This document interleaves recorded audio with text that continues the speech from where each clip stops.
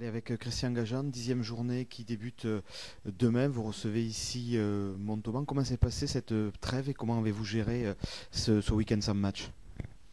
Il n'y a pas eu de trêve, on s'est entraîné déjà pour commencer. Ensuite, on a réattaqué le bloc avec un petit stage de 2 jours à Ozat dans l'Ariège. Là, ça nous a permis de refixer un petit peu le cadre avant d'attaquer un bloc difficile et déterminant sur ce mois de décembre. Alors justement, on parlait d'un bloc difficile. Il faut parler des deux matchs qui vous attendent à domicile. Est-ce que l'USC va être sous pression pour la réception d'abord de Montauban puis d'Aurillac? Mais on va peut-être parler d'abord de Montauban. Oui, bon, sous pression, tout le monde est sous pression, donc on a besoin de résultats, point, voilà, c'est tout. Donc on a travaillé pour ça et on souhaite bien et on compte bien arriver à nos fins. Comment avez-vous trouvé les garçons justement pendant ce stage à Ozat? Bien concentré, sérieux. On a également quelques ressources supplémentaires, ce qui va nous permettre de créer un peu de concurrence aussi. Et donc c'est toujours bénéfique quand on peut le faire et ça doit tirer vers le haut.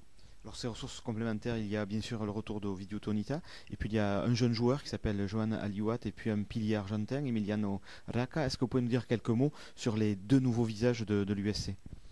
Oui, bon, Tonita, tout le monde le connaît, hein, on connaît son sérieux et ses qualités, donc j'ai pas besoin de le présenter. Ensuite, le jeune Aliouat est un de ces jeunes qui pullulent un top 14 et qui n'ont pas de temps de jeu parce qu'ils voient arriver d'autres joueurs plutôt de l'étranger. Donc pour nous, c'est des opportunités. Et en tout cas, c'est un jeune joueur international, moins de 20 ans, qui a fait les filières avec l'équipe de France et qui montre de très belles qualités. Donc il sera déjà intégré dans le collectif ce week-end. Est-ce que vous avez justement, il est intégré dans le collectif, est-ce que vous avez certitude pour pouvoir faire jouer ces joueurs dès ce week-end? Oui, oui, c'est une possibilité. Maintenant, en ce qui concerne Tonita, c'est certain, Aliouat, c'est certain, et Raka, c'est la dernière décision qui me reste à prendre. Un mot sur Montauban, une équipe qui a fait un très très bon second bloc, qui est une équipe qui est en phase ascensionnelle dans ce classement. Quel regard vous portez sur cette équipe et surtout, une fois de plus, quelles vont être les clés d'une rencontre comme celle-ci?